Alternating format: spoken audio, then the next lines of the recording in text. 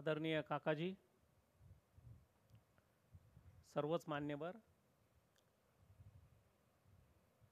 शिवम प्रतिष्ठानचे आध्यात्मिक व सांस्कृतिक विकास प्रतिष्ठान घारेवाडी, सर्वच सेवक म्हणजे कालपासून पाहतोय मी त्यांचा उत्साह, त्यांना मानलं पाहिजे. आणि माझ्यासमोर बसलेले सर्व विद्यार्थी बंधू आणि भगिनींनो, आल्यापासनं म्हणजे एअरपोर्टपासनं मी तुमचा पाहुणचार अनुभवतोय. जेवढे धन्यवाद द्यावेत तेवढे कमी आहेत. खूप दिवसाने असा पाहुणचार मिळाला ॲक्च्युली, आणि तो पण महाराष्ट्रात मिळणं मी कायमच भाग्याचं समजतो. तर त्यासाठी मी प्रतिष्ठानला, काकाजींना धन्यवाद देतो. गेल्या वर्षी पण त्यांनी आमंत्रण दिलं होतं, पण समहाऊ वेळेचं थोडं नियोजन झालं नाही. ह्या वर्षी प्रयत्न केला आणि योग जुळून आला. योगायोगाच्या गोष्टी असतात, त्यातनं संधी मिळत असतात. योगायोगानं आलेल्या संधीचं सोनं करायचं असतं, आयुष्य जगायचं असतं. मी काही सांगण्यापेक्षा मला बरंच काही इथं शिकायला मिळालं. मी पाहिलं मधनं एक जी शिस्त आहे मुलांची, एक स्वयंप्रेरणेतनं तुम्ही इथं जी स्वच्छता ठेवलेली आहे मी पाहिली. कुठं एक प्लॅस्टिकचा कागद पण मला पाहायला मिळाला नाही. नाहीतर बऱ्याचदा अशा मोठ्या आयोजनामध्ये तो एक भाग दुर्लक्षिला जातो. खूप छोट्या छोट्या गोष्टीवर तुम्ही काम केलेलं आहे, त्यासाठी सर्वांचं मनापासून धन्यवाद. आणि असं जर छोट्या छोट्या गोष्टीवर आपण काम करत गेलो तर आयुष्य यशस्वी व्हायला वेळ लागत नाही. आयुष्य म्हणजे दुसरं काय नाही, या छोट्या छोट्या गोष्टी जगणं, त्याच्यावर काम करणं, मनपूर्वक काम करणं. आणि जसं एक एक पायरी चढत आपण शिखरावर जात असतो किंवा एखाद्या मंदिरात जात असतो किंवा एखाद्या ठिकाणी जात असतो, आयुष्य पण तसं आहे. छोट्या छोट्या गोष्टींनी आयुष्य घडत जातं. त्याच्यावर काम केलं की आपण त्या टप्प्यावर जाऊन पोहोचत असतो. पण आयुष्यात पण असा कुठला काही टप्पा नसतो. ॲक्च्युली आपल्याला वाटतं हे झालं म्हणजे माझं सर्व काही सार्थक झालं. एका टप्प्यानंतर दुसरा टप्पा खुणावत असतो. तर हा एक प्रवास आहे, तो जगला पाहिजे. आज थोडंसं त्या अनुषंगानेच मी बोलेल. आजचा दिवस माझा, तर कायमच हा आजचा दिवस माझा समजून मी जगत असतो. आपल्या हातामध्ये ना काल असतो ना उद्या असतो. जे काय झालं आहे तो आपला भूतकाळ असतो, त्याच्यापासून शिकायचं असतं. हे भविष्य, त्याचं नियोजन करायचं असतं. पण जे काय झालं त्याच्यामुळं दुःखी होऊन आजचा दिवस खराब करण्यामध्ये काही मतलब नसतो, किंवा भविष्याची काळजी करत आजचा दिवस खराब करणं यामध्ये पण काही अर्थ नसतो. बऱ्याचदा आपण भूतकाळाचं ओझं वागवत त्याला रडगाणं म्हणा किंवा अजून काही म्हणा, आपण आजचा दिवस जगत असतो. किंवा भविष्यातल्या चिंता, त्याचं ओझं बाळगत त्या चिंतेचं आजचा दिवस जगत असतो. आणि या दोन्हींची बेरीज होऊन आपला आजचा दिवस खराब होत असतो. काही अर्थार्थी संबंध नाही. चुका होत असतात माणसाकडनं, भूतकाळामध्ये काही गोष्टी होतात, त्याचा आपल्याला पश्चाताप होत असतो. पण त्यातनं शिकत आपण आजचा दिवस कसा चांगला करता येईल आणि भविष्याचं नियोजन करत आपण आजचा दिवस कसा चांगला जगता येईल, याच्यावर जर नियोजन केलं तर एका एका दिवसाने आपण आयुष्य जगत असतो. आणि आपल्या हातामध्ये फक्त आजचा दिवस असतो. मला असं वाटतं, आज 13 जानेवारी आहे. 13 जानेवारी 2024 हा दिवस परत आयुष्यामध्ये येणार नाही, आपल्या कधीच येणार नाही. 14 जानेवारी येईल, 15 जानेवारी येईल. पण मग आजचा दिवस जर आपल्याला एकदाच मिळणार आहे, तो आपण चांगल्या पद्धतीने का जगू नये? त्या जगण्यामधनं आपल्याला आनंद का मिळू नये? आपल्या दिवसाचं प्लॅनिंग, नियोजन असं का होऊ नये की त्या दिवसाचं संध्याकाळी रात्री झोपताना आपल्याला शांत झोप लागेल? असं जर आपण दिवसभर काम केलं, कुठलंही काम करा, तर ते एक एक दिवस तुमचं आयुष्य बदलून टाकतं. तर हे सगळं हे जे जगण्याची सूत्र आहेत, मी माझ्या आईवडिलांकडून शिकलो. आपण बऱ्याचदा आदर्श शोधत असतो, पण आपण म्हणतो तुझं आहे तुझं पाशी पण जागा चुकलाशी. आपल्याजवळ बऱ्याच गोष्टी असतात, त्यातली एक सर्वात मोठी जमेची बाजू आहे आपले आईवडील, आपले पालक. याचा आपल्याला बऱ्याचदा विसर पडतो. सगळ्यात मोठी प्रेरणा घ्यायची असेल, प्रेरणेचे खूप सारे स्रोत आहेत, खूप सारे स्रोत आहेत. निसर्ग असेल, गुरुजन असतील, थोर व्यक्ती असतील, पण सगळ्यात मोठा स्रोत मला वाटतो ते म्हणजे आपले आईवडील. हे दोन माणसं अशी आहेत आपल्या आयुष्यात की जी निस्वार्थपणे आपल्या लेकरांसाठी काम करत असतात. त्यांच्या मागे दुसरा कुठलाही स्वार्थ नसतो. जे काही करेल ते आपल्या मुलाबाळांसाठी.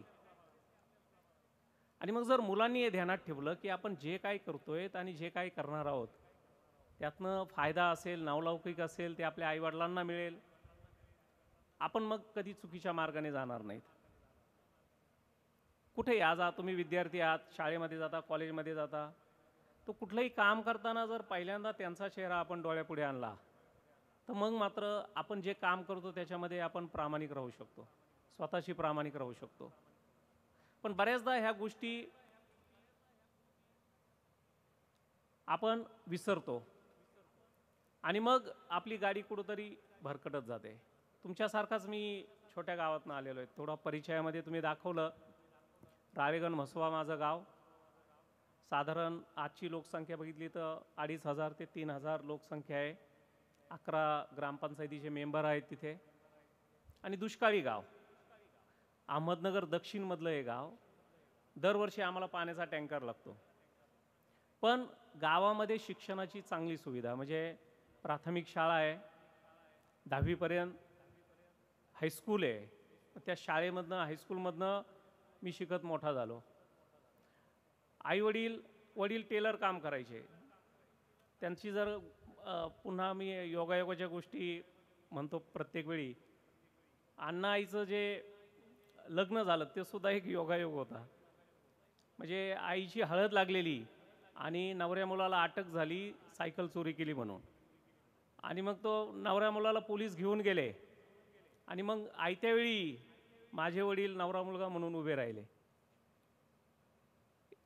त्याच ज्या दिवशी आदल्या दिवशी ते लग्न ठरलं, तिथनं योगायोगाची सुरुवात झालेली तर आजपर्यंत इथे स्टेजवर उभा आहे. पण या योगायोगाला कसं संधीत रूपांतर करता येईल हे आपल्याला पाहावं लागतं. मग घरामध्ये कायम हाच विषय की शिक्षण, अभ्यास कर चांगला. प्रत्येक वेळी सकाळी संध्याकाळी अण्णा मला तेच सांगायचे, आपल्याला जर बाहेर पडायचं तर शिक्षणावर थोडंसं काम करावं लागेल. रोज संध्याकाळी एक अर्धा पाऊण तास ते माझ्यापाशी बसायचे. दिवसभर शाळेत काय शिकवलं आहे, गणितामध्ये, इंग्रजीमध्ये, ते स्वतः BA झालेले होते, ते घ्यायचं माझा थोडा अभ्यास आणि माझ्यावर पूर्ण लक्ष राहायचं त्यांचं. थोडं काही इकडं तिकडं झालं तर ते मला जागेवरच तंबी द्यायचे. आणि आई बाहेर कामाला जायची. म्हणजे अशा याच्यातनं वाढत वाढत मग आपल्याला काहीतरी पुढं जायचं आहे, म्हणजे आपल्याला हातामध्ये एवढंच आहे की एज्युकेशन, शिक्षण, हे पहिल्यापासून मनामध्ये बिंबवलेलं त्यांनी. आणि पहिलीपासनं माझा शाळेमध्ये पहिला नंबर राहायचा. पण 10वीला काय झालं की 10वीमध्ये मी दुसरा आलो, समहाऊ देण्याची, पण मी दुसरा आलो आणि तो एक मला झटका बसला. मग 11वीला मी अहमदनगरमध्ये सायन्सला ॲडमिशन घेतलं. डॉक्टर व्हायचं स्वप्न होतं. 12वीला मार्क पण चांगले मिळाले. पण अण्णा परत म्हटले की नाही, आपल्याला हाताशी काहीतरी आधी रोजगार पाहिजे. कारण बहीण होती एक, तिचं लग्न महत्त्वाचं होतं. आणि अण्णा म्हटले आता मी किती दिवस टेलरिंगचं काम करणार. आणि गावामधलं टेलर तुम्हाला माहिती आहे, कुठलं असं काही पॅन्ट शर्ट शिवणारे टेलर नव्हते अण्णा. साधे शर्ट पायजामा शिवायचे अशा पद्धतीचं. मग कुठलं त्यातनं इन्कम असं जास्त नव्हतं. म्हटले मग मी तुला किती दिवस सपोर्ट करणार. आमचे नातेवाईक म्हटले आम्ही सपोर्ट करू तुला, तुझी इच्छा आहे मेडिकलला जाण्याची. मग नंतर मी परत विचार केला की नातेवाईक सपोर्ट करतील सगळं होईल, पण झालेलं कर्ज परत मला फेडावं लागेल. थोडं MBBSचं म्हणजे लेंदी करिअर आहे, मिनिमम 5 वर्ष, परत तुम्हाला PG करावी लागेल. असा सगळा विचार करून मी ते ड्रॉप केला, ती आयडिया. आणि मग मी DEDला ॲडमिशन घेतलं. माझा वर्गमित्र गोरक्ष हिंगणे आहे माझ्याबरोबर आलेला. DEDला ॲडमिशन घेतलं. पहिले 5-6 महिने मी थोडा न्यूनगंडात होतो खूप, कारण माझी सगळी मित्र मेडिकलला गेलेली, इंजिनियरला गेलेली. मी एकमेव असा होतो की मी डी.एडला आलो आणि मग ते एक मनामध्ये कायम ते राहिलं माझ्या. एक सुरुवातीचे 6-7 महिने तर मी ते काय डी.एडची पुस्तकं उचकायचो नाही, अभ्यास नाही, असा गप्प मागच्या बेंचवर बसायचो. पूर्ण बॅक बेंचर होऊन गेलो होतो. पण नंतर हळूहळू सावरलं मी, नाही आता ठीक आहे, आपण शिक्षक होऊ, पुढं काय करायचं. हळूहळू मग हे स्पर्धा परीक्षेचं त्यावेळी माहीत होतं, पण काय करायचं हे नेमके त्याच्यावर थोडा संभ्रम होता. डी.एड सुटलो, लगेच नोकरी मिळाली मला. वयाच्या 20व्या वर्षी मी नोकरी चालू केली आणि मग बाहेर पुणे विद्यापीठातनं डिस्टन्स एज्युकेशन म्हणतो आपण त्याला, मुक्त विद्यापीठ, त्यातनं मी समाजशास्त्राला प्रवेश घेतला आणि BA केलं. त्यावेळी डोक्यात पूर्ण भिनलं होतं की नाही आता आपल्याला ह्या स्पर्धा परीक्षेच्या माध्यमातून आपण पुढं जाऊयात. आणि मग हळूहळू अभ्यास केला. मी पहिल्यांदा गणिमला होतो, तर दिवसभर तर काय अभ्यास व्हायचा नाही. मुलांना शिकवायचं, त्यांच्या स्कॉलरशिपचे तास घ्यायचे आणि झाडं लावायचं एक वेळ त्यावेळी खूप. त्या शाळेत पूर्ण झाडं वगैरे लावून ती शाळा हिरवी करायची, असं दिवसभर काही ना काही उद्योग चालायचा. आणि मग मी राहायला पण त्या शाळेतच होतो. कधी कधी परिस्थिती आपल्याला कसं त्याचा एक सकारात्मक फायदा होतो. मी तुम्हाला सांगतो, 4 पाहिलो ते छोटं गाव, ना तिथं मेस होती ना राहायला रूम्स होत्या, तर मी शाळेच्या ऑफिसमध्येच राहायचो, हाताने करून खायचो. तर त्याच्यामुळे मला आता सगळा स्वयंपाक येतो करता, मी ते विसरलो नाही. आणि थोडंसं माझं भाषण म्हणजे हे राहिला, म्हणजे सुसंगत येणार नाही, जशा आठवणी येतील तसं मी सांगत जातो. थोडंसं मी प्लॅनिंग करून आलेलो नाही, तर थोडं समजून घ्या, ॲडजस्ट करून घ्या. तर सुरुवातीला पहिला दिवस मला अजून पण आठवतो आहे. मी ज्यावेळी स्वयंपाक केला पहिल्यांदा, म्हणजे मला जायचं होतं गळणीमला, मग आईने काय केलं, बसच होती जायला ST, आईने एका गोणीमध्ये स्टोव, बटाटे, पीठ, देन शेंगदाणा आणि त्याचा कूट करून दिलेला, असं सगळं जे रेडीमेड असतं ते सगळं करून दिलेलं.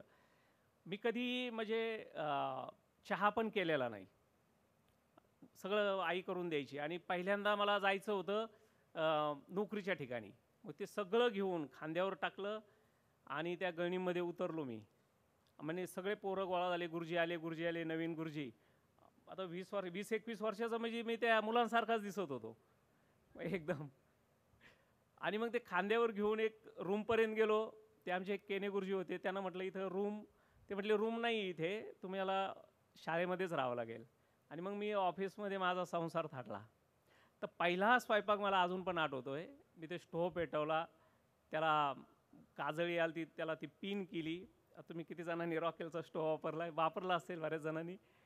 तो पेटवला, तवा ठेवला आणि मग ते चपाती करायला घेतली, पीठ कालवलं. मग पीठ आधी पातळ झालं, मग परत पीठ टाकलं, मग ते कणिक जास्त झाली जरा. पहिल्यांदा चपाती केली, ती अशीच विडी वाकडी झाली नकाशासारखी. पण त्यावेळी पहिल्यांदा हाताला चटका बसला ती चपाती करताना. आणि मग जाणवलं की आपल्या आईने आपल्यासाठी किती कष्ट घेतलेलं आहे.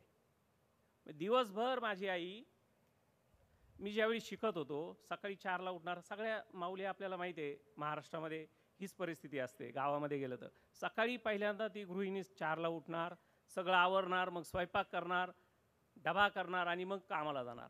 हे रुटीन त्यावेळी माझ्या डोळ्यापुढं सगळं ते आईचं तरळलं की आपल्यासाठी आईने किती कष्ट घेतलेले आहेत. आणि मग मी रडत पण होतो आणि स्वयंपाक पण करत होतो. मग असं करत करत एक साधारण मला महिना लागला. मी पूर्ण तो स्वयंपाक शिकलो आणि मग बरं वाटायला लागलं, नाही आता आपण स्टेबल झालो. आणि मग त्या कामामध्ये पण मी खूप इंटरेस्ट घेतला शिक्षक म्हणून. ती शाळा, स्वच्छ शाळा, सुंदर शाळा आम्ही केली.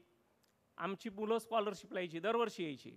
आजही माझा विद्यार्थी अहमदनगर ZP डेप्युटी CO आहे, राहुल शेळके म्हणून, ज्याला मी 5वीपासून शिकवलं 7वीपर्यंत. तो स्कॉलरशिपला पण आला होता आणि नंतर स्पर्धा परीक्षेच्या माध्यमातून आता तो डेप्युटी CO आहे. मग हे एक समाधान वेगळंच. मी प्रत्येक वेळी सांगतो ना की आपण जे काही काम करा ना, थोडं निष्ठापूर्वक करा, त्याच्यावर प्रामाणिकपणे काम करा. म्हणजे एक डिझायर ऑफ एक्सलन्स म्हणतो आपण, उत्कृष्टतेचा ध्यास. बऱ्याचदा आपण काम करताना म्हणतो चलो काहीतरी टाईमपास करूयात. टाईमपास न करता जर त्याच्यावर प्रॉपर काम केलं आपण आणि ते काम उत्कृष्ट कसं होईल ते जर केलं तर मग तो दिवस आपला चांगला जातो. माझं तेच सूत्र होतं, शिकवायचं आहे आज, चांगलं शिकवायचं मुलांना. आज शाळेत काम करायचं आहे, चांगलं करायचं आहे. आणि मग शाळेनंतरचा वेळ मी थोडासा स्पर्धा परीक्षेचे पुस्तकं बघ वगैरे करत करत माझं चालू होतं, पण दिशा नव्हती. क्लास तर वेगळाच होता, कारण रजा मिळायची नाही, पगार कमी होता, बहिणीच्या लग्नाला कर्ज काढलेलं आहे, अशा सगळ्या गोष्टीमुळं मी रजा कधी टाकली नाही आणि पुण्या मुंबई वगैरे कधी क्लासला गेलो नाही. मग ती संधी मिळाली नाही मला. तिथनं बदली होऊन मी दत्तवाडीला आलो श्रीगोंद्यामध्ये. तिथं आम्हाला एक विजय बोरुडे म्हणून आता तहसीलदार आहेत ते भेटले. त्यांनी आम्हाला शिकवायला चालू केले स्पर्धा परीक्षा आणि आमचा समविचारी शिक्षकांचा ग्रुप झाला. आम्ही स्पर्धा परीक्षेचा अभ्यास चालू केला. पहिल्या 2 प्रयत्नामध्ये माझी मुलाखतीमधनं मग एक 4-5 मार्कावरनं माझी पोस्ट गेली. 3ऱ्या प्रयत्नामध्ये मला सेल टॅक्स इन्स्पेक्टर मिळाली. 4थ्या प्रयत्नामध्ये तहसीलदार मिळाली. 5वा प्रयत्न केला परत मी, त्याच्यामध्ये मी राज्यात दुसरा आलो होतो. म्हणजे 2007ची बॅच आय थिंक. आकाश लिगाडे पहिला आला होता आणि मी दुसरा आलो होतो. पण त्यावेळी डेप्युटी कलेक्टर पोस्ट नव्हत्या, assistant commissioner of sale tax मिळाली होती, पण मी ती स्वीकारली नाही आणि मग मी तहसीलदार झालो. तहसीलदार झाल्यानंतर पहिल्यांदा ह्याच भागातनं मी गेलो होतो. सिंधुदुर्गला माझं जॉईनिंग होतं. 6 महिने मी तिथं नायब म्हणजे प्रोबेशनरी तहसीलदार म्हणून काम केलं. नंतर नवापूरला गेलो मी नायब तहसीलदार म्हणून. त्यानंतर जामखेडला आलो. जामखेडला आल्यानंतर थोडंसं परत कुठं ना कुठं मनामध्ये होतं की आपल्याला UPSC करायचं आहे. आणि मग ते UPSCचं खूळ थोडं डोक्यामध्ये होतं. आणि मीनवाईल एक जवळजवळ 6-7 वर्ष माझा चांगला अभ्यास झालेला MPSCच्या माध्यमातून. आणि मग एक दिवस असेच आमचे कलेक्टर होते संजीव कुमार सर. बोलता बोलता सर म्हटले, तू UPSC का ट्राय करत नाही? म्हटलं सर वेळेचा. सर म्हटले थोडंसं करूयात आपण, सपोर्ट करतो. आणि मग मी 2012च्या मेन्ससाठी तयारी चालू केली. प्रीला एक 1-1.5 महिना मी रजा घेतली होती. 1-1.5 महिन्यात अभ्यास होत नाही, पण माझा जवळजवळ एक 6-7 वर्षाचा MPSCचा अभ्यास कामी आला. प्री क्लिअर झाली. मेन्सला अजून योगायोग कसा असतो मी सांगतो, ती एक आठवण. प्री पास झाल्यानंतर मेन्सला मला रजा हवी होती, किमान 4 महिने तरी पाहिजे होते. आणि 2012ची ती गोष्ट, जामखेडमध्ये मी होतो. माझ्याकडे 100 टँकर चालू होते. 40 गुरांच्या छावण्या होत्या. त्यावेळी महाराष्ट्र शासनाने दुष्काळग्रस्त एरियासाठी त्या गायीसाठी छावण्या चालू केल्या होत्या. आणि मग मी कलेक्टरकडे गेलो रजा मागायला. सर म्हटले रजा तर मी देऊ शकत नाही म्हटले, सिच्युएशन अशी खराब आहे. त्यावेळी नामदार बाळासाहेब थोरात महसूल मंत्री होते. म्हटले तू, आणि ते आमचे पालकमंत्री पण होते नगर जिल्ह्याचे. म्हटले तू जा त्यांच्याकडे आणि त्यांनी जर हा म्हटलं तर मग मी तुला रजा देतो. मला वाटलं सर आधी चेष्टा करतायत, रजा देण्याचं काम तर कलेक्टरचं आहे, महसूल मंत्र्याकडे का पाठवतायत? पण सर म्हटले नाही जावं लागेल, नाही तर ते सर मला ओरडतील. मग मी नामदार राहिला संगमनेरला. मग मी संगमनेरला माझा एक मित्र होता, त्यांचाच कार्यकर्ता, त्याला घेऊन साहेबांच्या बंगल्यावर गेलो. गर्दी होती. मग बाहेर थांबलो, थोडा वेळ वेट केलं, वाट पाहिली आणि मग गेलो. मंत्र्यांना वाटलं की तहसीलदार आलाय म्हणजे बहुतेक बदली हवी असेल, हे काम असेल. मग त्यांनी विचारलं काय काम आहे? म्हटलं सर माझा असा असा अभ्यास चालू आहे, प्री क्वालिफाय झालो आहे मी आणि मला मेन्ससाठी रजा पाहिजे आहे आणि मी जामखेडला तहसीलदार आहे आता. मग सर जवळपास ओरडले माझ्यावर. म्हटले तुला जर अभ्यास करायचा होता मग एक्झिक्युटिव्ह पोस्टवर का बसला? साईडला कुठं संजय गांधी निराधार तहसीलदार किंवा कलेक्टर ऑफिसला एखादी साईड पोस्टिंग घ्यायला पाहिजे होती. एवढा अभ्यास करायचा छंद आहे तर मग साईडला पोस्टिंग घ्यायची होती. तहसीलदार का त्या खुर्चीवर का बसला? मी म्हटलं सर लास्ट चान्स आहे माझा, परत अभ्यास पण होणार नाही, माझं वय पण नाही, मला रजा हवी. सर म्हटले नाही रजा नाही मिळणार. मंत्री म्हटले रजा मिळणार नाही, जा म्हणले आणि ओरडले जवळपास माझ्यावर. आणि मग थोडा निराश होऊन मी बाहेर आलो तो माझा मित्र जो कार्यकर्ता तो म्हटला, साहेब रावसाहेब, तहसीलदार रावसाहेब म्हणतात, रावसाहेब आपण थोडं थांबूयात, सरांचा राग शांत होऊन देऊ मंत्र्यांचा आणि मग परत एकदा भेटू. आम्ही बाहेर 1 तासभर थांबलो. सगळे कार्यकर्ते निघून गेले. थोरात साहेब निघाले बाहेर. गाडीत बसण्याच्या आधी त्यांनी मला पाहिलं परत एकदा. गाडीत बसले, काच खाली केली आणि मला बोलवलं. म्हटले, रावसाहेब या इकडं. म्हटले, जा रजेवर, पण गेला तर कलेक्टर होऊन या.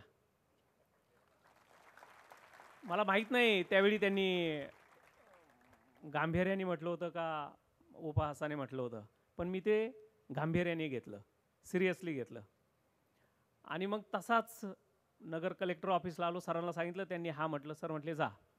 आणि मग ते 4 महिने पुण्यात राहून मी अभ्यास केला. क्वीन्स गार्डनलाच अल्पबचत भवन म्हणून शासनाचं निवासस्थान आहे, तिथं राहिलो. पुन्हा क्लास नाही की काहीच नाही. आणि मग ते 4 महिने पूर्ण. आता माझी एक सवय सांगतो तुम्हाला परत. मला कसं दुपारी जेवलं तर मग नंतर अभ्यास होत नाही. आणि मग मी सकाळी काय करायचो, सकाळी थोडं खायचो, दुपारचं लंच स्किप करायचो आणि थेट संध्याकाळी. सकाळी पण जेवण जास्त व्हायचं नाही, म्हणजे काहीतरी पोहे वगैरे किंवा कधी कधी नाही. तर जवळपास ते 4 महिने एक वेळ जेवलो मी. असं नव्हतं की माझ्याकडे पैसे नव्हते वगैरे काय, पण ती शरीराला अशी सवय लागून गेली होती की पूर्ण अभ्यासावर चित्त. मग साधारण रोज असा 12-13 अभ्यास करत त्या 4 महिन्यात मी ते कव्हर केलं. आणि ऑक्टोबर 12मध्ये मेन्स होती. मग मेन्सनंतर पुन्हा मुलाखत.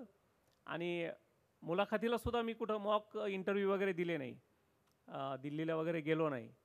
पण आमच्या कलेक्टरनेच परत माझे इंटरव्ह्यू वगैरे घेतले आणि नंतर 176वा मी आलो. तर अजून एक त्यामध्ये आठवण अशी सांगतो की त्यावेळी बाळासाहेब थोरातांनी माझा तो निकाल लागल्यावर त्यांनी मला शिर्डीच्या साईबाबा च्या तिथला मोठा हार गुलाबाचा आणून मला दिला. आणि माझा जो हे सेंड ऑफ कार्यक्रम म्हणू आपण त्याला, ते स्वतः आले होते त्या कार्यक्रमाला. आणि त्या कार्यक्रमात त्यांनी आवर्जून सांगितलं, हा तहसीलदार माझ्याकडे रजा मागायला आला होता, त्यावेळी मी असं म्हटलं होतं. तर ह्या सगळ्या सांगायच्या गोष्टी अशा आहेत की तुम्ही जर प्रयत्न करत राहिला, तुम्हाला दैव पण साथ देतं. बऱ्याचदा आपण कधी कधी दैवाला नाव ठेवतो किंवा आपल्या अपयशाचं खापर वेगवेगळ्या गोष्टीवर फोडायचा प्रयत्न करतो की असं झालं त्याच्यामुळं मला यश मिळालं नाही, तसं झालं त्याच्यामुळं मला यश मिळालं नाही. तर यश म्हणजे काही कुठला योगायोग नसतो. मी ज्यावेळी गंजामला कलेक्टर होतो, कोविड चालू होता, मी ते PPE किट घालून हॉस्पिटलमध्ये गेलो. त्यावेळी एक मुलगा तिथं बसून CA परीक्षेचा अभ्यास करत होता बेडवर, आयसोलेशनमध्ये, कोविडच्या दवाखान्यामध्ये. तो मुलगा मी पाहिलं. म्हटलं, अरे काय करतो? तो म्हटला, सर आता इथं काय करू, बसून तर वेळ जात नाही. मग मी पुस्तकं घेऊन तो अभ्यास करत होता. मग ह्या पद्धतीचं जर डेडिकेशन असेल तुमचं, तर तुम्हाला कोणी रोखू शकत नाही, कुठल्याही क्षेत्रामध्ये जा. तर यश हा योगायोग नसतो, ते अथक परिश्रमाचा एक सार असतं, अथक परिश्रमाचं. रोजचा दिवस जर तुम्ही असा जगत गेले, तर मग तो रोजचा दिवस तुमचा आजचा दिवस होतो आणि तो यशामध्ये रूपांतरित होतो. बऱ्याचदा आपण म्हणजे ह्या छोट्या छोट्या गोष्टीवर काम करत नाही. खूप छोट्या छोट्या गोष्टी असतात. अभ्यासामध्ये पण सांगेल मी तुम्हाला, रोज जर करत गेले थोडा थोडा अभ्यास, तर यश 100% आहे. मग ते स्पर्धा परीक्षा असेल नाहीतर कुठलंही असेल. मी म्हणत नाही की स्पर्धा परीक्षा म्हणजे मी IAS झालो म्हणजे तुम्ही पण IAS व्हा, नाही. खूप सारी क्षेत्र आहेत. पण कुठल्याही क्षेत्रामध्ये जात असताना डोक्यामध्ये हे पाहिजे की मी त्याच्यामध्ये उत्कृष्टता गाठणार. जसं आपण शिखर म्हटलं तर एव्हरेस्ट आठवतं, गर्ता किंवा ट्रेंच म्हटलं तर मरियाना गर्ता आठवते. जे आहे कुठल्याही गोष्टीमधलं उत्कृष्ट.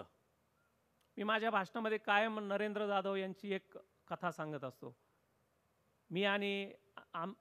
आम्ही आणि आमचा बाप, ते त्यांचं पुस्तक आहे मला वाटतं, त्याच्यामध्ये आहे ते. त्या छोट्या नरेंद्रला त्याचा तो हमाली करणारा बाप विचारतो की बेटा तुला मोठं होऊन काय करायचं आहे? तो हा सांगतो की मला टीचर व्हायचं आहे, पोलीस व्हायचं आहे. त्यावेळी तो हमाली करणारा बाप सांगतो की बेटा काही पण हो, भला चोर झाला तरी चालशील, पण असा चोर हो की सगळ्या जगाने तुला नावाजलं पाहिजे. सांगण्याचं तात्पर्य आहे की तुम्ही काय करता हे महत्त्वाचं नाही, तुम्ही ते कसं करता, how you are implementing it, how you are working on that topic, that part, ते खूप महत्त्वाचं आहे. आणि बऱ्याचदा आपण तुलना करतो कंपॅरिझन, की जे आपल्याला ह्या स्पर्धेतनं बाहेर फेकतं. प्रत्येक वेळी आपण कंपॅरिझन करतो की त्याच्याशी तिच्याशी, अनेक गोष्टीत असतं ते कंपॅरिझन, वेगवेगळ्या गोष्टीमध्ये आपण तुलना करतो. आणि या तुलनेमुळं वाट्याला काय येतं, यश तर येत नाही, दुःख येतं. कारण त्या गोष्टी नसतात आपल्याकडं ना. मग गाडी असेल, त्याच्याकडे मोठी गाडी आहे, माझ्याकडं का नाही, त्याच्याकडं हे आहे, माझ्याकडं नाही. ह्या गोष्टीमध्ये आपण कंपेअर करत करत आपण आजचा दिवस खराब करत असतो. तुमच्याकडं काय आहे ते पहा ना, काय आहे. तुमची जर क्षमता 5 मीटर जम्पिंग करण्याची आहे, 5 मीटर तुम्ही उडी मारू शकता, तुम्ही तेवढं अचीव केलं पाहिजे. तुम्ही 7 मीटरची स्वप्न बघू नका, पण 5 मीटर तुमचं जे पोटेन्शियल आहे ते आधी अचीव करा. हे स्वतःला ओळखायला शिका. मला कधी अभ्यास चांगला जमतो, रात्री जमतो की पहाटे जमतो, माझं अटेन्शन कधी चांगलं राहतं, अटेन्शन टाईम कोणता चांगला आहे, मला कोणत्या जेवण चांगलं पचतं. ह्या छोट्या छोट्या गोष्टी जर केल्या तर तुमचं व्यक्तिमत्व इम्प्रूव्ह होत जाईल. व्यायामासारख्या गोष्टी असतील की ज्याने आपलं शरीर मन चांगलं होतं. ह्या गोष्टीवर जाणीवपूर्वक काम करावं लागेल, नाहीतर मग अवघड आहे. आणि आजकाल तर एवढ्या गोष्टी वाढल्यात, म्हणजे एक बहिर्मुख होण्यासाठी तुमच्याकडं खूप सारं आहे. म्हणजे आजचं जग आपण जर बघितलं, अंतर्मुख कमी होतो आपण, बहिर्मुख जास्त आहेत.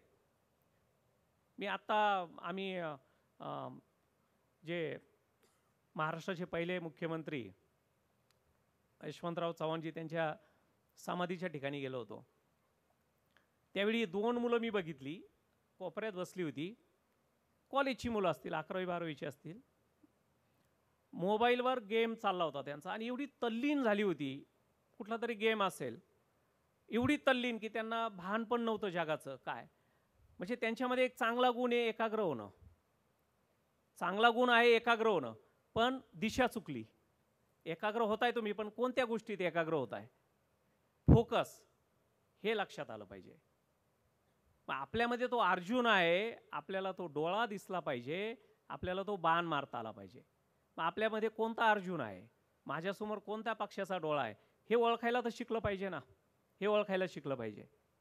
दुसऱ्यातला अर्जुन पाहून स्वतःच्या अर्जुनाला मारू नका, दुसऱ्याचं ध्येय बघून आपलं ध्येय चुकवू नका.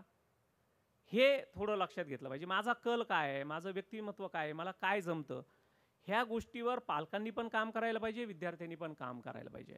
बऱ्याचदा आपण तुलना करतो, अनुकरण करतो, आपण चांगले फॉलोअर असतो, पण लीडर पण व्हायला शिका.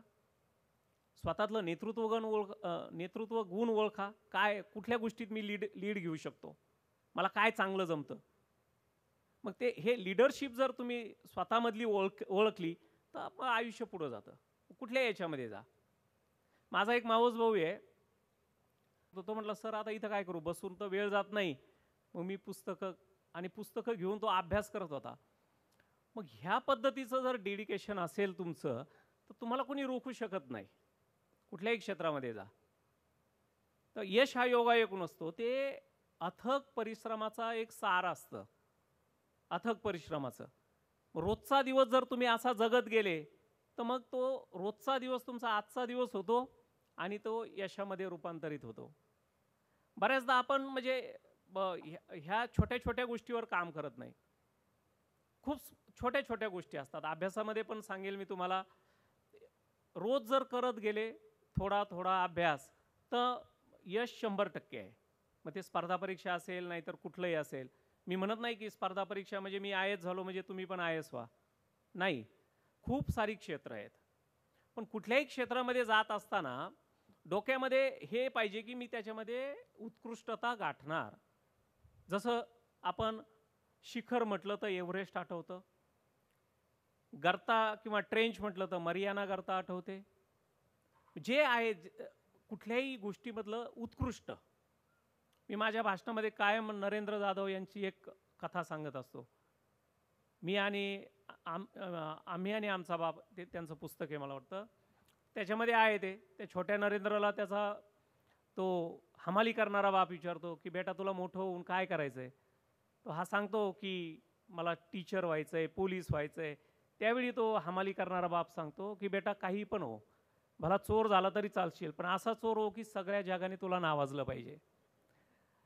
सांगण्याचं तात्पर्य आहे की तुम्ही काय करता हे महत्त्वाचं नाही, तुम्ही ते कसं करता, how you are implementing it, how you are working on that topic, that part, ते खूप महत्त्वाचं आहे. आणि बऱ्याचदा आपण तुलना करतो कंपॅरिझन, की जे आपल्याला ह्या स्पर्धेतनं बाहेर फेकतं. प्रत्येक वेळी आपण कंपॅरिझन करतो की त्याच्याशी तिच्याशी, अनेक गोष्टीत असतं ते कंपॅरिझन, वेगवेगळ्या गोष्टीमध्ये आपण तुलना करतो. आणि या तुलनेमुळं वाट्याला काय येतं, यश तर येत नाही, दुःख येतं. कारण त्या गोष्टी नसतात आपल्याकडं ना. मग गाडी असेल, त्याच्याकडं मोठी गाडी आहे, माझ्याकडं का नाही, त्याच्याकडं हे आहे, माझ्याकडं नाही.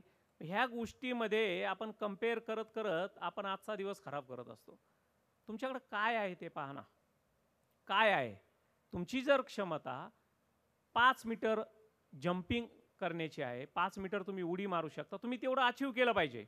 तुम्ही 7 मीटरची स्वप्न बघू नका, पण 5 मीटर तुमचं जे पोटेन्शियल आहे ते आधी अचीव करा. हे स्वतःला ओळखायला शिका. मला कधी अभ्यास चांगला जमतो, रात्री जमतो की पहाटे जमतो, माझं अटेन्शन कधी चांगलं राहतं, अटेन्शन टाईम कोणता चांगला आहे, मला कोणत्या जेवण चांगलं पचतं. ह्या छोट्या छोट्या गोष्टी जर केल्या तर तुमचं व्यक्तिमत्व इम्प्रूव्ह होत जाईल. व्यायामासारख्या गोष्टी असतील की ज्याने आपलं शरीर मन चांगलं होतं. ह्या गोष्टीवर जाणीवपूर्वक काम करावं लागेल, नाहीतर मग अवघड आहे. आणि आजकाल तर एवढ्या गोष्टी वाढल्यात, म्हणजे एक बहिर्मुख होण्यासाठी तुमच्याकडं खूप सारं आहे. म्हणजे आजचं जग आपण जर बघितलं, अंतर्मुख कमी होतो आपण, बहिर्मुख जास्त आहेत. मी आत्ता आम्ही जे महाराष्ट्राचे पहिले मुख्यमंत्री यशवंतराव चव्हाणजी त्यांच्या समाधीच्या ठिकाणी गेलो होतो. त्यावेळी 2 मुलं मी बघितली, कोपऱ्यात बसली होती. कॉलेजची मुलं असतील, 11वी 12वीची असतील. मोबाईलवर गेम चालला होता त्यांचा आणि एवढी तल्लीन झाली होती, कुठला तरी गेम असेल, एवढी तल्लीन की त्यांना भान पण नव्हतं जगाचं काय. म्हणजे त्यांच्यामध्ये एक चांगला गुण आहे एकाग्र होणं, चांगला गुण आहे एकाग्र होणं, पण दिशा चुकली.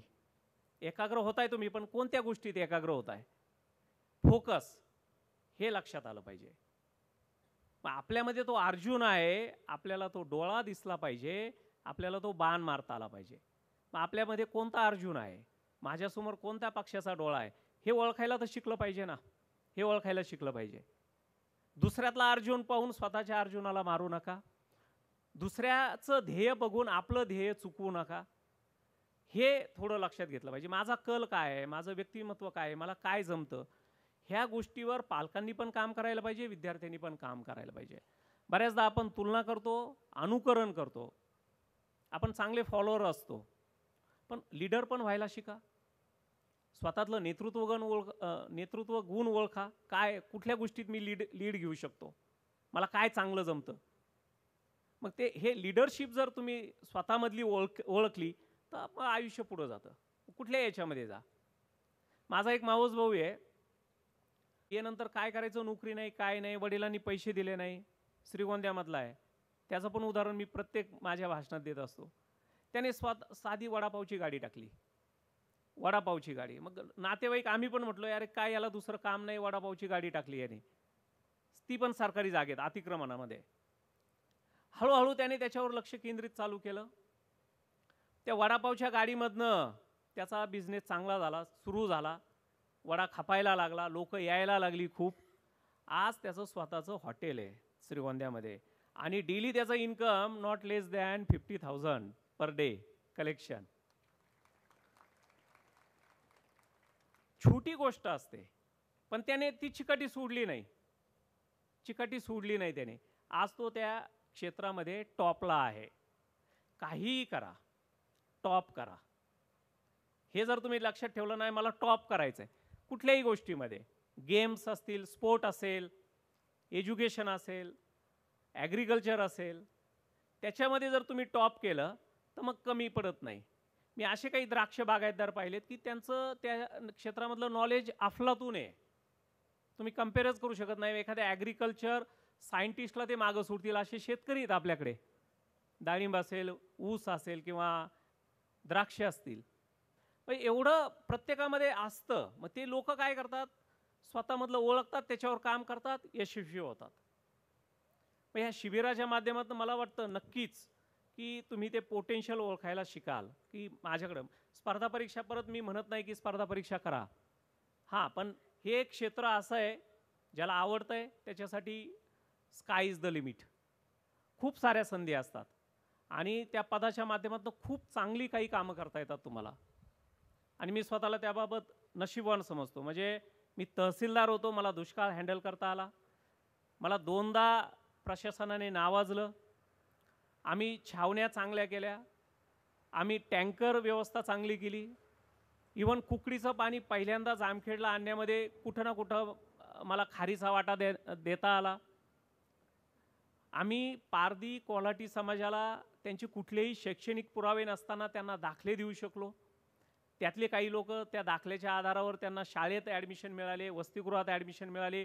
नक्कीच काही मुलं शिकून पुढे गेली असतील. हे समाधान तुम्हाला दुसऱ्यातनं कुठलं मिळणार नाही. त्यानंतर मी उडीसामध्ये गेलो. ज्यावेळी गंजाममध्ये गंजाम असा जिल्हा आहे, मुख्यमंत्र्यांचा जिल्हा आहे, श्री नवीन पटनायक त्यांचा जिल्हा आहे. त्या जिल्ह्यामध्ये एका जिल्ह्यामध्ये मी 6 वर्ष राहिलो. एक अधिकारी एका जिल्ह्यामध्ये 6 वर्ष राहण्याची मला वाटतं महाराष्ट्रामध्ये कुणी नसेल. तिथं मला खूप काही करता आलं. म्हणजे तिथलीसारखं वादळ असेल, त्यामध्ये लोकांना शिफ्टिंग करणं, त्यांना सुरक्षित ठिकाणी हलवणं, एक पण त्या वादळामध्ये कुणाचा बळी न जाणं, हे सगळं टीमवर्क ह्या पदाच्या माध्यमातून मला करता आलं. कोविडसारखी महामारी होती आणि आमचा जिल्हा असा होता की पहिल्यांदा ज्या ट्रेन्स आल्या, प्रवासी ट्रेन्स, ह्या लोकांना घेऊन बाहेर आमच्या जिल्ह्यातली लोक सुरतला, पुण्या, मुंबईला काम करायची, त्यांना घेऊन ज्या कोविड त्या ट्रेनच्या माध्यमातून आमच्या जिल्ह्यात आला, त्यांना हँडल करणं असेल, प्रचंड काम ते करता आलं. कुठं ना कुठं काही लोकांचे जीव वाचले असतील, तर हे त्या पदाच्या माध्यमातून करता आलं. जिल्ह्यात असे काही प्रकल्प आम्ही केले की ते मी चालू केले आणि संपवले पण, मोठं टेन्युअर मिळाल्यामुळं. आणि आता भुवनेश्वरमध्ये गेल्या वर्षी आमचं रँकिंग, स्वच्छता रँकिंगमध्ये आम्ही होतो 489ला स्वच्छता रँकिंगमध्ये गेल्या वर्षी. ह्या वर्षी आम्ही 34 नंबरला आलो. एका वर्षामध्ये आम्ही आमचं रँकिंग एवढं इम्प्रूव्ह केलं. तर ह्या सगळ्या गोष्टी तुम्हाला जर पद मिळालं तर नक्की करता येतात. म्हणजे ह्या पदाचा फायदा मी सांगतो तुम्हाला. एक चांगली टीम बिल्टअप करून तुम्ही काहीतरी एक जी आपली अपेक्षा असते की काम चांगलं करणं, तर ते ह्या पदाच्या माध्यमातून तुम्हाला करता येतं. आणि एकदा पद मिळालं की दुसऱ्या कुठल्या गोष्टीची काळजी नाही. म्हणजे तुमचं गाडी, घर, बंगला ह्या सगळ्या गोष्टी तुम्हाला ॲटोमॅटिक येतात आणि तुम्ही कामावर लक्ष केंद्रित करू शकता.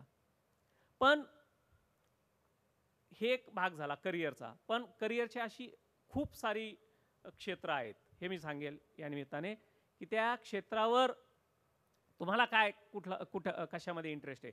पालकांनी पण खाली ना चांगलं आहे स्पर्धा परीक्षा आणि त्याच्या मागं लागणं आणि नंतर 4-5 प्रयत्नानंतर पुन्हा अपयश येणं, ह्या गोष्टी कुठंतरी आपल्या लक्षात यायला पाहिजे. एक लक्ष्मण रेषा असते, ती आपल्या लक्षात आली पाहिजे. आणि प्लॅन बी कायम ठेवा जवळ. प्लॅन बी, अरे बाबा हे नाही झालं तर काय, हे नाही तर काय. शेवटी आपल्याला आपलं स्वतःचं कुटुंब चालवणं, स्वतःचं चरितार्थ चालवणं हे सगळ्यात महत्त्वाचं आहे ना. आमच्या अण्णा नेहमी सांगतात की आधी आपलं स्वतःच्या आवश्यक गरजा आपल्याला भागवता आल्या पाहिजे, ती कॅपॅबिलिटी आपल्याला डेव्हलप करता आली पाहिजे. म्हणून मी डीएडला गेलो होतो. डीएडला जाण्याचं दुसरं काही कारण नव्हतं की मला आधी माझ्या स्वतःच्या पायावर उभं राहायचं होतं. तो माझा प्लॅन बी म्हणेल मी. प्लॅन ए माझा डॉक्टर होता पण तो झाला नाही. तसा आपल्याकडं प्लॅन बी काय आहे आपला, तो काही पण असेल, पण निदान तो आपल्याला सन्मानाने जगता येईल असा असला पाहिजे. कुठलाही असेल, सन्मानाने जगता येईल. मला नेहमी आठवतं आमच्या अण्णांनी आवश्यक गरजावर कायम भर दिला. कायम आवश्यक गरजा. म्हणजे दिवाळीला आम्हाला कधी फटाके घेणार नाहीत, पण खाण्यापुरते लाडू असतील, बाकी असतील, ते सगळा किराणा घेऊन यायचे.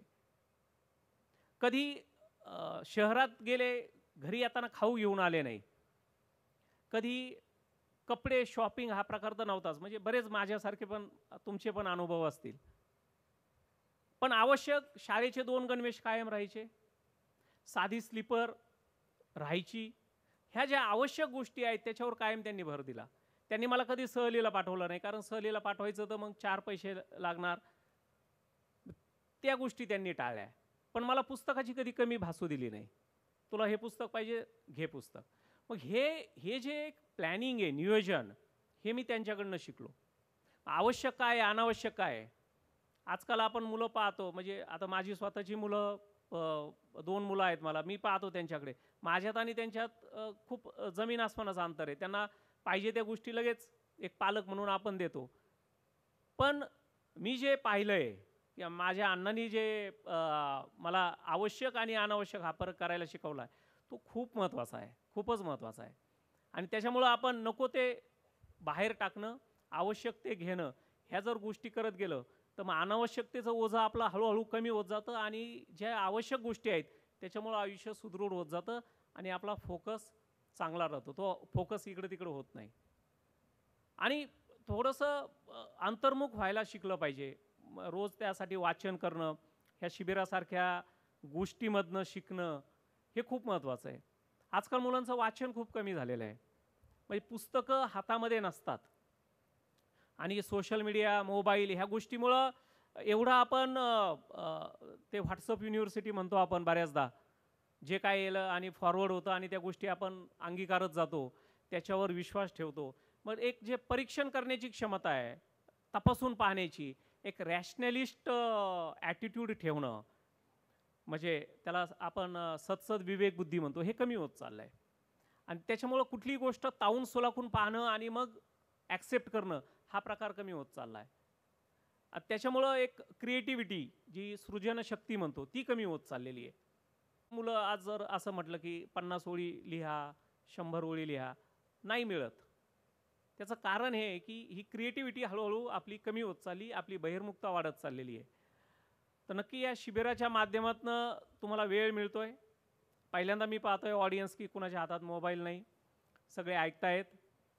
तर ह्या गोष्टी नाही तर प्रत्येक सभेमध्ये वक्ता बोलत असतो आणि समोर बसलेली त्यांच्यावर म्हणजे मोबाईलमध्ये गर्ग असतात. ह्या सगळ्या गोष्टी पाहायला मिळतात.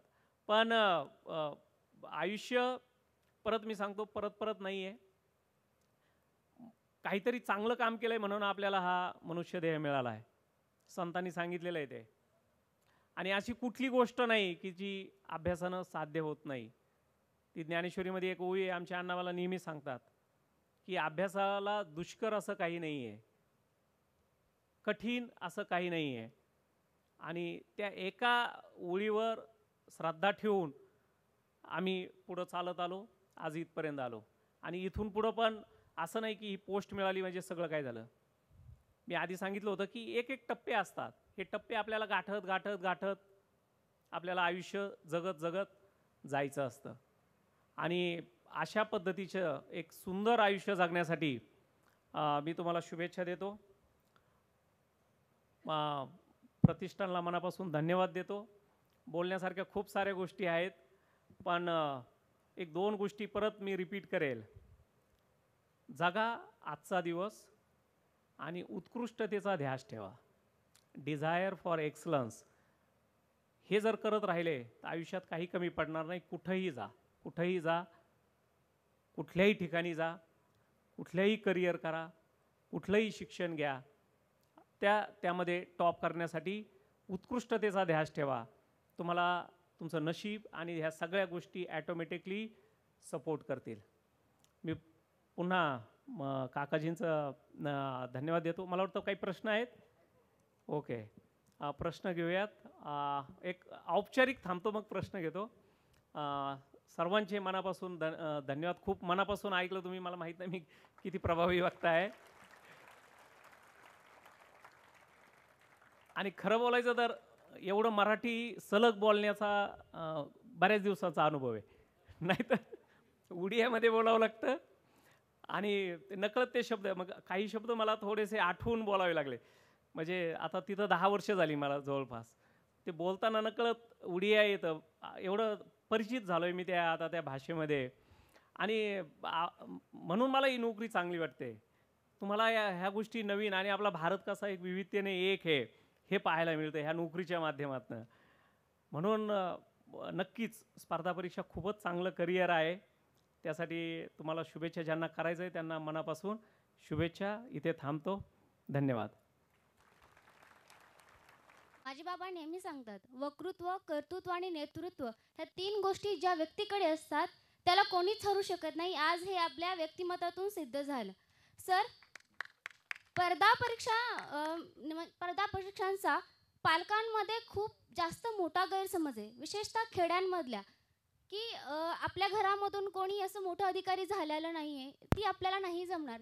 किंवा विद्यार्थ्यांच्या मनामध्ये शंका असतात, की आपलं सगळं शिक्षण प्राथमिक शाळेतून झाले, आपल्याला इंग्लिश येत नाही, आपण कसं करणार? किंवा ह्यासाठी खूप पैसा लागतो, इंटरव्ह्यू वगैरे मॅनेज केले जातात, असं काही असतं का सर? यापैकी काहीच लागत नाही. माझं पूर्ण शिक्षण मराठीतनं झालं आहे. त्यावेळी आत्ता जिल्हा परिषद प्राथमिक शाळा म्हणतो आपण, त्यावेळी जीवन शिक्षण विद्या मंदिर होतं. बऱ्याच जणांना आठवत असेल, आपल्या लहानपणीची शाळेचं नाव होतं जीवन शिक्षण विद्या मंदिर राळेगण. हे माझ्या प्राथमिक शाळेचं नाव. मराठीतनं शिकलो मी. माध्यमिक शिक्षण पण मराठीतनंच झालं. फक्त 11वी 12वी 2 वर्ष सायन्समध्ये मी इंग्रजीतनं शिकलो. त्यातले 6 महिने मला इंग्रजी काही कळालं नाही. म्हणजे 11वीचं पूर्ण. इव्हन तर मी ITIला जाण्याचा पण निर्णय घेतला होता ते इंग्रजी वैतागून. पण नंतर अण्णा म्हटले की नाही, चालू ठेव. त्यानंतर UPSC सुद्धा मी मराठीतनं दिली. मुलाखत मी मराठीतनं दिली. मी कुठं क्लास लावला नाही, म्हणजे कुठल्या क्लासला गेलो नाही. पुण्यातल्या एका क्लासचा मला फोन आला होता ज्यावेळी निकाल लागला UPSCचा, की धन्यवाद, कॉंग्रॅच्युलेशन, आणि तुम्ही आमचे विद्यार्थी आहात, मला अभिमान वाटतो. म्हटलं मी कधी विद्यार्थी होतो तुमचा? मी नाव घेत नाही क्लासचं. मी कधी विद्यार्थी होतो? मी पायरी पण नाही चढलो तुमची. तर अशा पद्धतीने ही कुठल्या गोष्टी लागत नाही ना. आणि आजकाल तर इंटरनेटच्या माध्यमातून खूप साऱ्या गोष्टी अवेलेबल आहेत. एक चांगला प्लस पॉईंट त्या गोष्टीचा. तुम्हाला चांगले इंटरव्ह्यूज पाहायला मिळतील, चांगलं मटेरियल पाहायला मिळेल, चालू घडामोडी तुम्हाला व्यवस्थित मिळतील, त्याचा फायदा घ्या तुम्ही. तर हे असं कुठलं, आणि परिस्थिती नसते म्हणजे कुणाला पैसे द्यावे लागत काय नाही. जर पैसे द्यावे लागत असतील तर मला सेल टॅक्स मिळाली नसती, मला तहसीलदार मिळाली नसती, मी राज्यात दुसरा आलो नसतो, मला UPSC मिळाली नसती. ही माझी 5वी नोकरी आहे. म्हणजे नोकरीचेच मागं लागायचं तर मला ही 5वी नोकरी आहे. शिक्षक होतो, सेल टॅक्सला होतो, तहसीलदार होतो, असिस्टंट कमिशनर झालो होतो, आणि आता इथे आहे. असं काही नाही आहे. हे डोक्यातनं काढून टाका हे खूळ. आणि जरी असलं तर मग आता गरिबांनी काय करायचं आहे? म्हणजे लाखामध्ये कोटीमध्ये कुणाला डोनेशन द्यायची आणि नोकरी घ्यायची, ते पण शक्य नाही आहे. आपल्या हातात काय आहे? हे सगळे नकारात्मक विचार बाजूला करा, की पैसे द्यावे लागतात याच्या माग. ठीक आहे, आमचे अण्णा सांगायचे पैसे देऊन होतात ना. 100मधल्या 50 जागा पैसे देऊन जातील, बाकीच्या 50 मध्ये तर आपला नंबर लागेल. बाकीच्या 50 मध्ये तर आपला नंबर, त्या 50 साठी लढूया. आणि ते मला अजून एक गोष्ट मी सांगतो तुम्हाला वडिलांची. पहिल्यांदा 2दा अपयश आलं. बरं, मुलाखतीतनं माघारी यायचं म्हणजे सोपं नाही. वरती जायचं सगळ्यांच्या अपेक्षा वाढलेल्या असत्या. आता अधिकारी झाला, मित्र म्हणायचे, म्हणजे निकालाच्या आधीच अभिनंदन चालू व्हायचं. म्हणजे स्वतःपेक्षा नातेवाईकांचं, मित्रांच्या अपेक्षाचं ओझं एवढं प्रचंड वाढतं की अपयश आलं की त्या अपेक्षेच्या ओझ्यामुळे आपल्याला खूप वाईट वाटतं, की आता मला निगेटिव्ह निकाल लागला, आता हे मित्र काय म्हणतील, नातेवाईक काय म्हणतील. आणि मग माझे नातेवाईक पण तू म्हटली तसे सल्ला द्यायचे, पैसे द्यावे लागतात. माझे एक जवळचे नातेवाईक होते, म्हटले असं होत नाही. वडिलांना पण म्हटले पैसे द्यावे लागतात. आमचे अण्णा त्यांना म्हटले ठीक आहे, तो तर काय उपाशी नाही, शिक्षक आहे, त्याचं काम चालू आहे, उद्या त्याचा अभ्यास पण वाया जाणार नाही, नाही त्याला नोकरी मिळाली तर त्याच्या विद्यार्थ्याला त्याच्या अभ्यासाचा उपयोग होईल. म्हणजे अपयशामध्ये पण सकारात्मक कशी शोधायची हे मी माझ्या वडिलांकडून शिकलो. त्याच्यामुळे ह्या गोष्टीवर विश्वास ठेवू नका. आपला फोकस डायव्हर्ट करणाऱ्या ह्या सगळ्या गोष्टी आहेत.